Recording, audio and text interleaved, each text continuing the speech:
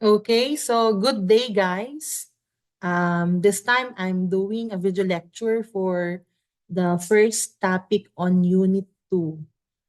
Unit 2 has to do with unpacking the self. So for Unit 1, you were oriented as to the different perspectives vis-a-vis the self. No? So you have had discussion on philosophical, sociological, anthropological, psychological, and we even had touched on how the East and the West view the self. Now, this time in Unit 2, we will be looking specifically on the different structures or aspects of the self. No? And topic 1 of Unit 2 has to do with the physical self. Okay? So, when we talk about the physical self, okay, the very reference that we point unto is our body. No? But before we move on to the discussion proper, let me just post some reflective questions for you to probably think about in relation to our topic. Okay? So, at this point of time, I know you might be preoccupied with a lot of things, no? With, of course, the occurrence of typhoons. Ang daming suspension ng classes because of the bagyo. No? But we try to maximize and be productive by, of course, perhaps looking into our learning contents, not only in my subject most probably, but in other subjects that you have. And at the same time, we are given ample time, we are given much time actually to do some reflections, okay, and perhaps some sort of thinking about ourselves, and siguro at this point of time may mga ilan sa inyo na medyo merong mga self-enhancement activities, o be it in relation to your academics or siguro in connection to your social development or whatsoever, so you ask yourselves how you think uh, how healthy you are in terms of siguro physiologically, how healthy and how active you um, are you comfortable with how you look like, in terms of your body type, kung medyo tabain kayo na katulad ko, if you're an endomorph, are you comfortable being an endomorph or being a mesomorph or an ectomorph kaya, so when you go in front of a mirror and you see your face or even your whole body, if it's a whole body size mirror, do you like what you see, so are you satisfied with what you see in front of the mirror, and perhaps apart from these reflective questions, you also bring out your realizations or reflections on the activity or the task that I had given you. If you recall, I asked you to do an interview with your schoolmates, as your respondents or as your interviewees. Um, looking into their perspective of what beauty is, so if they consider themselves as beautiful or what, so these reflective questions plus your realizations on the interview you had, would all boil down or would all uh, uh, substantiate your understanding of this aspect of yourself, the physical self. Okay? So we look into the physical self. And of course, I made mention earlier that when we talk about the physical self, our very reference is our body, no? So our body is the tangible aspect, no? Pwede niyong hawakan, haplusin. In fact, when you take a bath, no? You could scrub or you could touch, no? Any of your body part. So our body appears to be a marvelous container and complex, no, finely tuned machine, no? So parang it is something that, as we mentioned, it is something that is tangible, something that is concrete. You could weigh, you could measure body length, no? You could actually do some experimentations. In fact, in medicine, no, what they do is they dissect the body parts, no? So the physical self is the concrete dimension, the tangible aspect of the person. When we talk of the physical self, no, we refer to our body, that which we could see, that which we could touch, okay? Or that which we could explore or experiment. No? So that which could be directly examined and observed. Okay? So it could be directly seen by our naked eye. No? So pag humarap ka sa salamin, makikita mo ang kagandahan, ang anyo, no? Maaring matuwa ka o maaring hindi ka masyadong matuwa, mainis, magalit, no? Ngunit yan ang iyong physical self, no? Now, how important is the physical self, the physical aspect of ourselves, no? You know what? Even in employment, no? One of the requirements usually when there are employment opportunities posted is that you must possess a pleasing personality. Di ba lagi nakalagay doon, wanted, sales lady, college graduate, kunana niya, okay? With pleasing personality. No? So laging nakakabit yung pleasing personality. And our contention idea of pleasing personality is what? The physical aspect. How appealing you are physically. No? So to some perhaps in your interview, maaring may mga nagsabi sa inyo na maganda sila dahil ang kagandahan ay nakadepende sa tao on your own subjective standards, no? So the sabi nga nila, beauty is in the eye of the beholder, no? So if my standards of beauty equate to what I see in you, and then therefore I see you as someone beautiful, no? So balik tayo dun sa kahalagahan ng ating anyo, no? Bakit kaya when we move out or when we go out of our homes, kailangan nating mag-ayos, kailangan nating mag-supply ng buhok, kailangan nating magpulbo, mag-lipstick, no? So, in short, ini-enhance natin yung ating beauty. In fact, kapag tayo ay naligo, no? May mga regimen, may mga routines tayong ginagawa, no?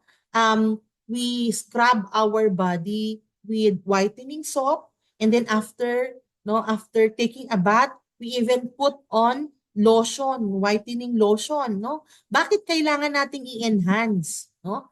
Because yun nga, it appears to be our window, it appears to be something that we are presenting ourselves, no? We are presenting ourselves to the public, no, in a manner at which we could somewhat gain their approval, no? Or we somewhat would want that others would see us appealing. Okay? So, this has to do with the concept of body image, the concept of self-esteem. Okay? So, what is body image? No?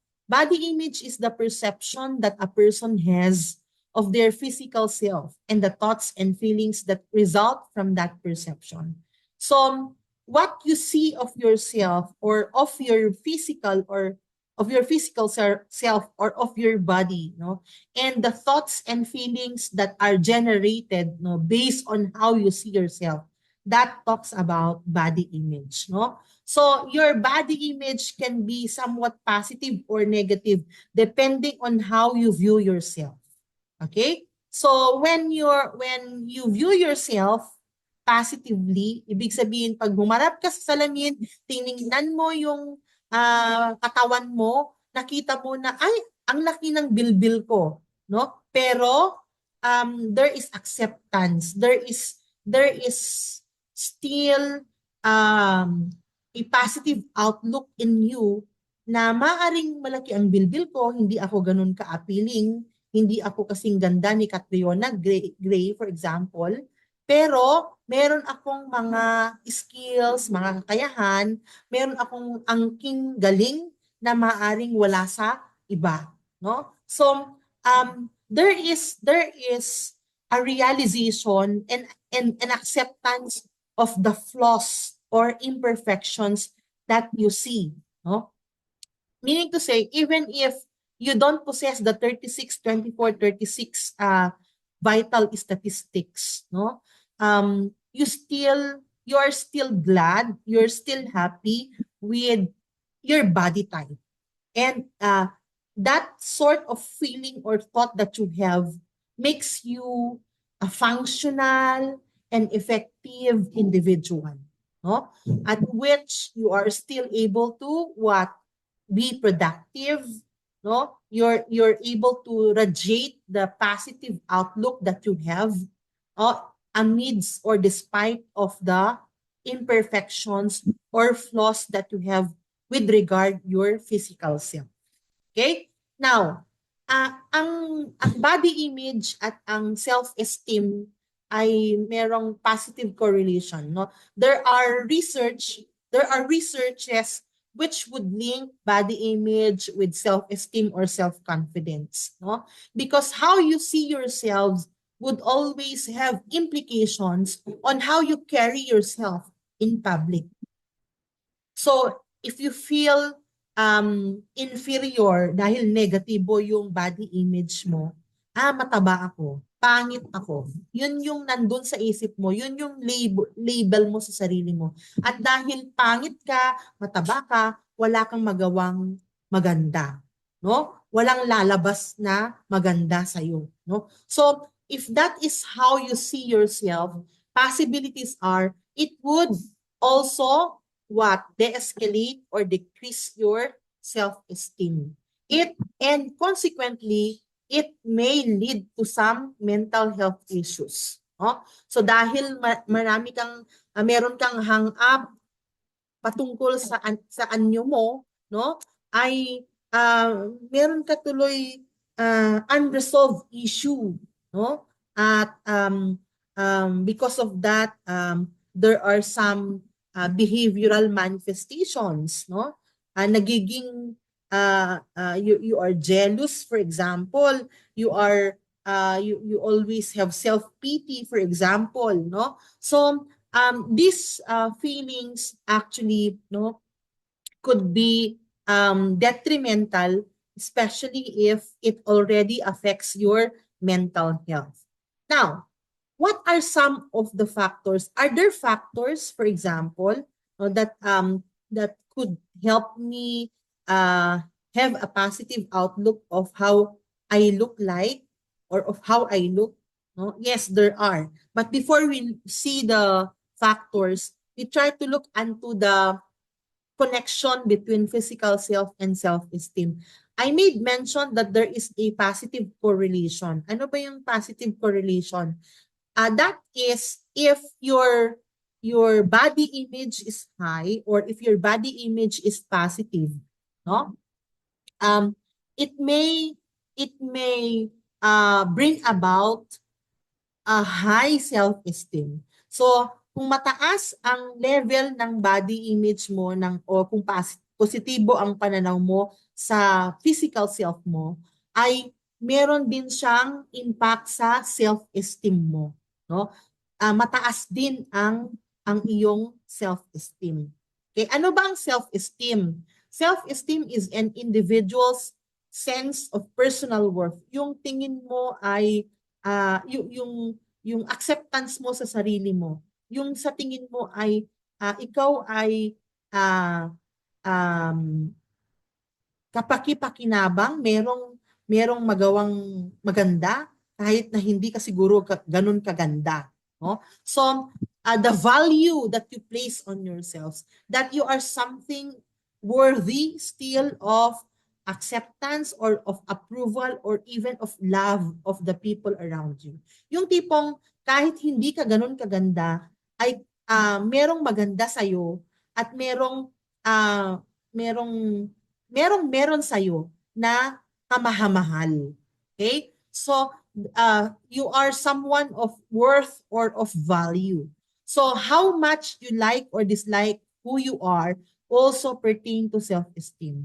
Okay? So, kung ang tingin mo sa sarili mo ay negatibo, dahil siguro hindi mo gusto ang nakikita mo pag humarap ka sa salamin, ang ibig bang sabihin nito, hindi mo rin gusto ang pagkatao mo? No? So totally ba it would also it would also erase no the your self-worth or your value as an individual, no? So this is something that you have to think about, no? Because you see, especially in your generation, no, among adolescents, you are too idealistic, no?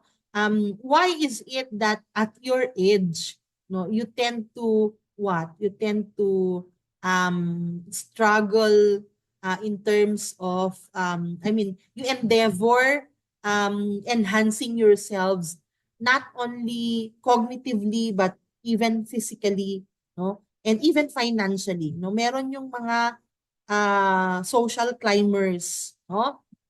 Anong ibig mo sabihin, ma'am? Siguro kasi hindi nila tanggap yung sitwasyon na meron sila financially and meron silang hang up doon. Ang tendency ay what? Uh, it surfaces no, in terms of their behavior.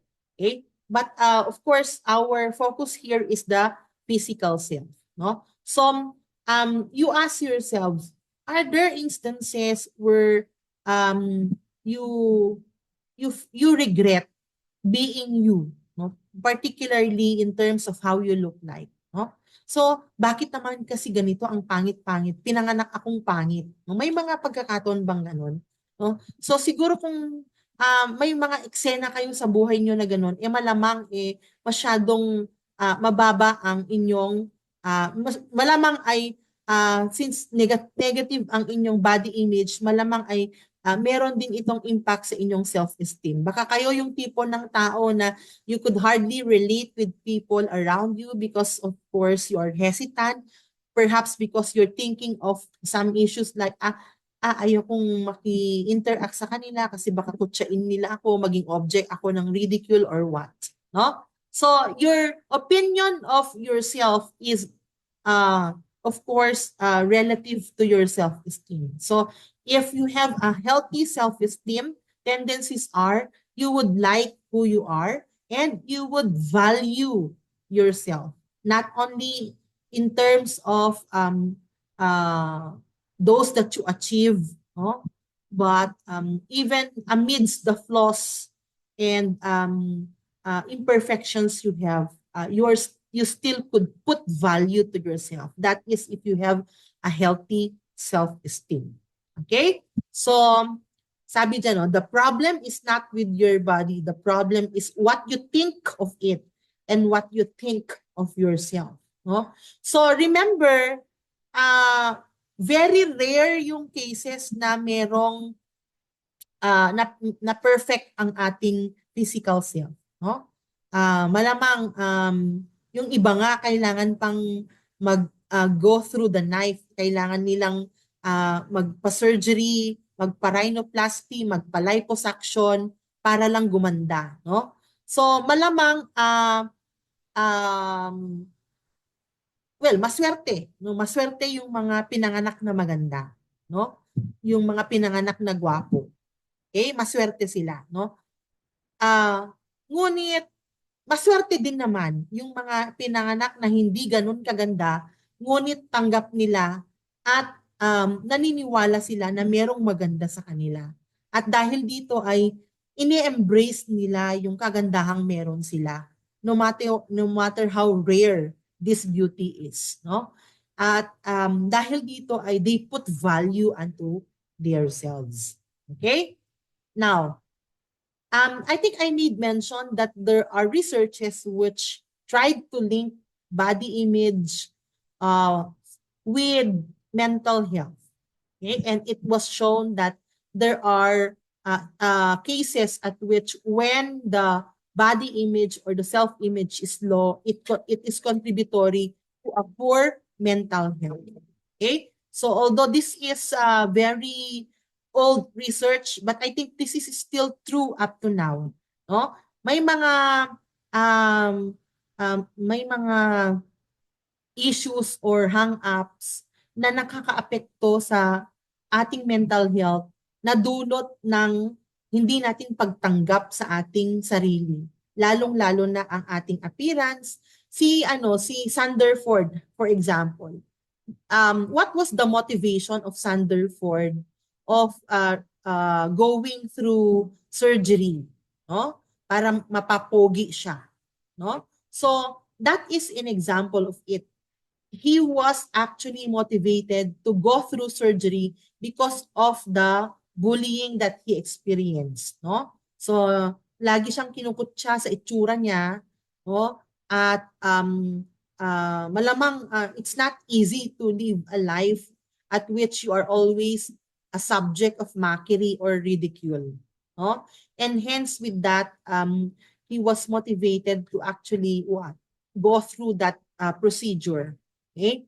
So ito ay pagpapatunay, no, na for us, or for some of us, no, who have issues on how they look like, they really would go as far as undergoing such procedure, no, just so to enhance themselves, no, physically, so that uh, with the hope na kapag maganda at pogi na sila, ay matatanggap na sila ng lipunan.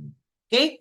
Meron akong hindi ko alam kung napanood na ninyo yung 200 pounds beauty. No? Actually, I will be asking you to do a reflection of that. Perhaps if you have watched that, it's a Korean movie actually, no, about a woman who was stout, mataba, chubby siya, no? As in sobrang taba niya, pero magaling siyang kumanta, no? Singer siya. At dahil hindi appealing ang kanyang pagmumukha at ang kanyang katawan, parang dinadab lang yung boses niya. So meron siyang front, merong singer na maganda, pero yung singer na yon hindi maganda ang boses. So ang boses na ginagamit ng singer na yon ay yung boses nung mataba na bida dito sa story na to. Okay? So don't you know that in the movie, the mataba na singer was actually forced, no, to what to live her life, as in live, L-E-A-V. Kinalimutan niya ang mga kaibigan niya, ang tatay niya, at ang buhay na meron siya nung siya ay mataba, dahil nagdesisyon siyang liposuction, magpa-surgery at maging ibang tao. So nung gumanda na siya, nung naging slim na siya, hindi na siya si Hana. Hana ang pangalan nung mataba eh. Pinalitan niya ang kanyang identity, no? Pati yung kanyang identity, naging Jenny siya. So ibig sabihin, there is a wanting to leave the past, because the life of Hannah was never easy with how she looks like. No, she had always been rejected by people, even with the person that she loved, no? So, towards the end of the story, there was a realization on the part of Jenny, no? Na sabi niya, I could not live this life, no? I could not be Jenny because I'm not Jenny. I'm Hannah actually, no? So towards the end of the story, ay binunyag niya, sikat na siya yan bilang Jenny. Pero ibinunyag niya sa madlang people na hindi ako ganito kaganda dati, na nagpa-surgery ako dahil with the reasons that she has, no? And I cannot continue being Jenny because I'm not Jenny. So I wanted to be I wanted to go back to who I am really, no? And I am Hannah, parang ganun. So yung Hannah na maraming flaws, pero yung Hana na tanggap ko, parang ganun, no? At yung Hana na who could, na um, uh, uh, who loved her father. Kasi yun yung parang isa sa mga ano niya noon yung sa mga kinalimutan niya, sinakripisyo niya nung naging Jenny siya, no? So, it says here that a positive self-image strengthens self-confidence. Self-image is based on the way society views individuals, no? So, most often, um, what we do to ourselves appear to be our own experimentation of how we want others to accept us or how others would want us to be, no? So, bakit halimbawa nagpapaputi tayo? Dahil ang standard ng society ng kung ano ang maganda ay maputi. Dito sa Pilipinas, di ba? Tingnan ninyo, pumunta kayo sa mga department stores o di kaya sa mga um, shopping malls. Ang daming pampaputi, no? Lotion, sabon, Rejuve, kahit ano, injection, gluta and all, no? So, uh, um, at tayo naman nagsusubscribe naman tayo sa mga yon. Bakit? Kasi nga we wanted to fit in. We wanted to fit in. Ito ang gusto ng society, so ito gusto kong maging ganito, no? So things like this, okay? Now, what are some of the factors that actually motivate us to present ourselves this way? And in terms of how we even carry ourselves, no? As to our self-confidence, for instance, no? Ang number one ay family. Nakakalungkot man isipin pero ang pamilya ang unang kritiko natin, di ba? Sa pamilya, ngamit tatsuram, nakagalgalas ka, nakapangpangit ka, nakangisngisit ka, kunana niya. Usually we hear this from our sino ba? Mga siblings, mga parents, no? So, sa pamilya, sila mismo yung unang-unang kritiko natin. Sa kanila natin unang-unang narinig na hindi tayo maganda. At dahil dito, parang na-imbibe, no? Meron ng labeling, no? At yung labeling na yon, dala-dala natin. At dahil dala-dala natin, hindi na proseso, meron kang ganong paniniwala na, ay, hindi naman ako maganda. Sabi nga ng nanay ko, sabi nga ng tatay ko, hindi ako maganda eh. No? So, parang merong inner desire na when as you grow, no, there's an inner desire to prove that, hey, I am beautiful, no? So there is a struggle on your part to do something so that you would appear beautiful for these people. No, friends, 'di ba? Ang friends, ang family and friends daw kasi sa kanila ninyo maririnig yung mga bagay na ayaw nyong marinig. So sila ang unang-unang nagsasabi sa inyo ng kung ano ang mga flaws nyo. Okay? Social media. It's the social media that presents how or the standard of beauty, no? What is beautiful, no? So um, sa Facebook, for example, makikita ninyo diyan um, ang dami-daming mga ads o di kaya ay mga siguro mga issues din, mga artista na nagpapadagdag ng ano mga dinadagdagan ba nila? Nagpapadagdag bawas para lang gumanda. Okay? Our culture is the one that sets the standard of what is beautiful. In fact, the next slides would be talking about some atypical standards about beauty. Anong ibig sabihin ng atypical? Mga bizarre, mga kakaiba, no? Imagine nyo yung kailangang magkapeklat ka in your abdomen dahil parang adornment yon, no? Um, Kapag meron ka nun, parang ikaw ay napakaganda, no? So, yung mga nagpapa-lip plate, alam niyo yon, yung kailangang tanggalin yung incisors, lower incisors ng ngipin para butasan yung lip at lagyan ng plate. The bigger the plate, the more beautiful you are. O, di ba? Yung mga lotus feet ng China, yung long earlobe, yung talagang kailangan ang dangling made from elephant tusk para talaga humaba yung tenga. O di kaya yung humaba ang leeg, di ba? So those are bizarre standards of beauty, but for them nevertheless this is what is beautiful. So tingnan natin, how do other cultures, particularly African, no, view what is beautiful. So we have the Karo tribe in Ethiopia, no. So what is the belief of the Karo tribe in Ethiopia as to what is beautiful, what for them is beautiful? Okay, so literally daw, beauty is skin deep for the Karo tribe. Okay? So, where is Ethiopia? Ethiopia actually is a country in the East Africa. So, itong mga makikita natin, most of which are in East Africa. Most of which are African, no? African cultures. So, in East Africa, there is a country called Ethiopia, and um,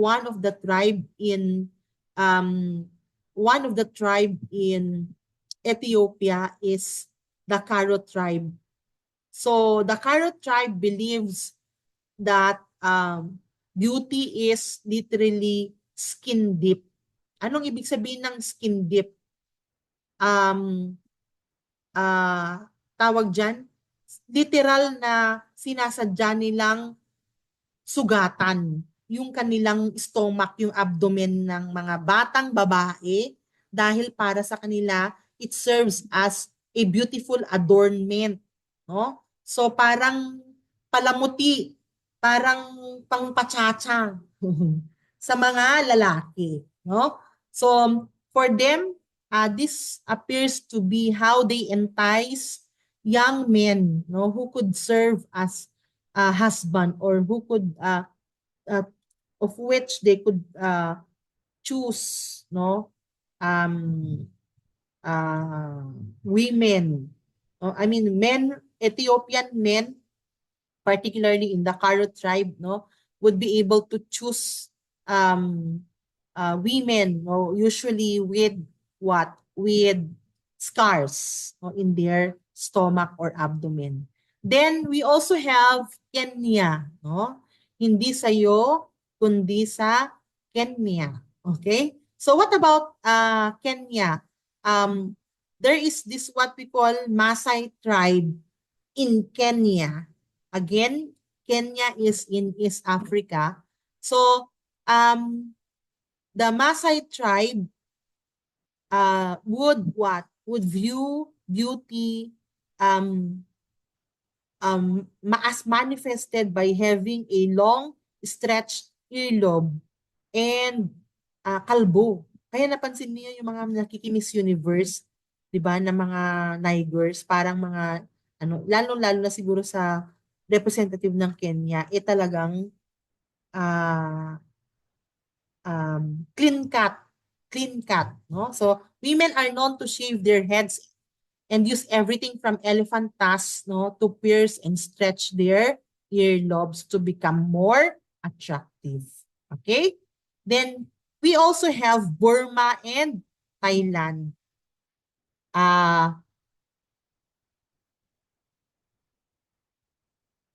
Ito yung giraffe-like necks, no? So, this serve as an ultimate sign of beauty and female elegance to the Kayan tribe, no? So, as early as early childhood, at the age of 5, Kayan women start priming their necks. Metal brass yan, no? Papalibutan ng metal na brass ring ang neck. Bakit? Para humaba. The longer daw, the more beautiful. O, di ba? Try nyo kaya yan. Hindi ko lang alam kung hindi kayo ma-stiff neck. Okay? Then we also have pale skin. O, di ba? Yung pagpapaputi. No? Hindi lang actually pagpapaputi. Yung tipong maputi ka na nga, maglalagay ka pa ng fambo, no? So this for them is actually a sign of affluence and attractiveness. So it's a status symbol. So white skin, no? Malamang meron din tayong ganitong standard ng beauty sa Pilipinas kasi para sa atin. Although siguro may mga nagbabago din kasi yung standard natin ng beauty, no? Siguro to some yung morena skin is beautiful, no? But to Filipinos in general, no? Nandun pa rin kasi yung standard natin ng beauty na dapat ay maputi, no? Kaya nga tingnan niyo in the market, there are a lot of whitening, exfoliating products. Skincare, you see? So, even Thailand, even China, no, apart from the Lotus Fit practices this or has this standard of beauty. Okay? In New Zealand, yung tattooing, commonly observed among Maori people of New Zealand, no? Dito sa Pilipinas, meron tayo si Apo Wangod, di ba?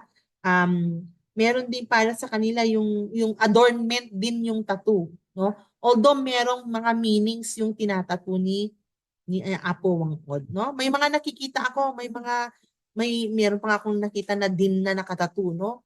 Ng ni Apo Wangod. So para sa kanila, malamang ito ay pwedeng expression ng culture at pwedeng kasama din sa standard nila ng beauty. Dito nga o sa Maori people ng New Zealand. Okay? Then we also have full figures. Hindi lang pala baboy ang pinapataba.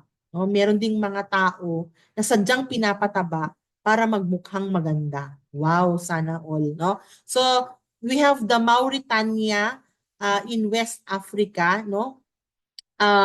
For them, the more stretch marks daw, the better.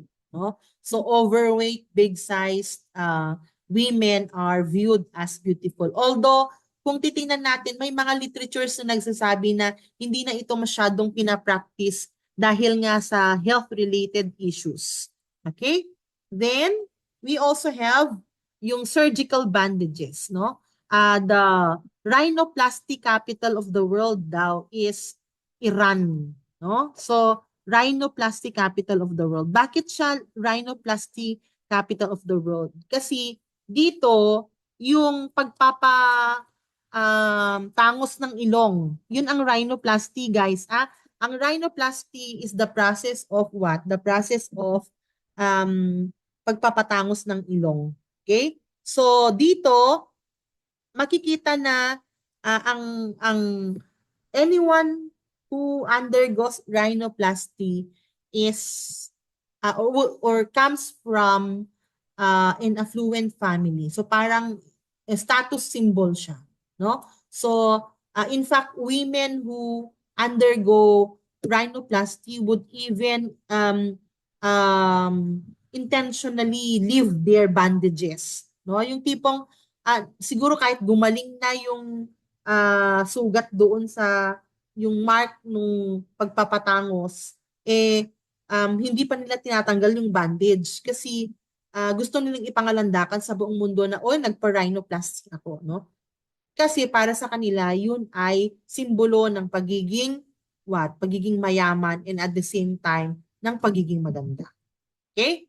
Then we have the uh, kumkum, yung decorated skin ng India. No? So, kung napansin niyo meron yung dot dito na red, that's called kumkum. No? So for them, that is one of their way of enhancing beauty. Okay? Then, ayan, yung ano ba tayo, rebonded hair ng Japan. No? So sa kanila natin nakuha yan yung hair texture ng yung as much as possible we want our hair to be straight. So rebonded hair, that's Japan. Okay. Now how about you? How about our country? No, how do we what are our standards when it comes to beauty? No? So ano ba ang pananaw natin ng kung ano ang kaaya-ayang tingnan, no? So kung ang mga American women ay pumupunta sa Pilipinas at nagpapatan sila, no? 'Di ba yung sinasadya nilang magstay under the heat of the sun para medyo umitim ang kulay nila.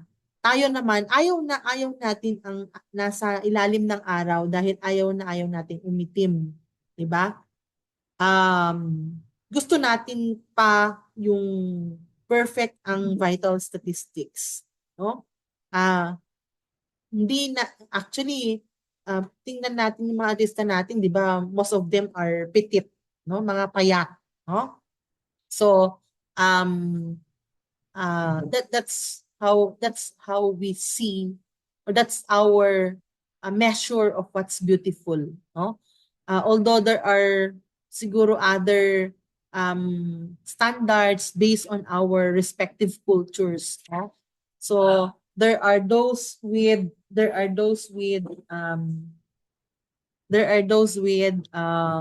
yung tit filing. Meron akong nabasa na tribe na nagtitit filing, no? Para sa kanila ano daw 'yon, appealing daw, no? That's in the Philippines. No, I'm not so sure of the name of the tribe. Okay? Pero as to how we look like, what is beautiful for us, syempre we came from mixed cultures no. Pero usually dahil nalalahian na rin dahil may mga sino-sino ba yung mga nananalo ng Miss Universe? Sila yung mga half American, half Filipino, mga half-half, no? Mga hybrid, no? Okay. So, in our actors and actresses, there are those who are really proud that they underwent surgeries, no? Mga enhancement, beauty enhancement procedures. Okay? Meron din yung talagang nagja-gym or may mga supplements para lumaki ang katawan, maging mas macho pa and all. Okay? So, all of these are actually because of our wanting to enhance our physical self. Okay? Bakit? Kasi yun yung ito ang katawan na to, ito ang nakikisalamuha sa mga tao araw-araw. At sa pakikisalamuha natin, gusto natin na tayo ay matanggap. Gusto natin na tayo ay kaaya-ayang tingnan. No? Gusto natin na ma-impress naman ang iba. No?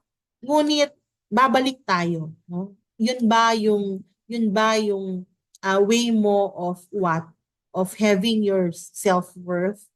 Or kapag ba tinanggap ka ng iba, yun ba yung paraan mo para matanggap mo rin ang sarili mo? So it is as if that when you are being liked by others, that's the only time that you like yourself.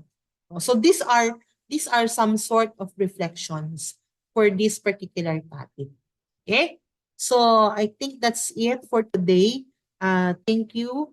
Next time I'll do a lecture on topic 2, sexual sin. Okay? So God bless everyone.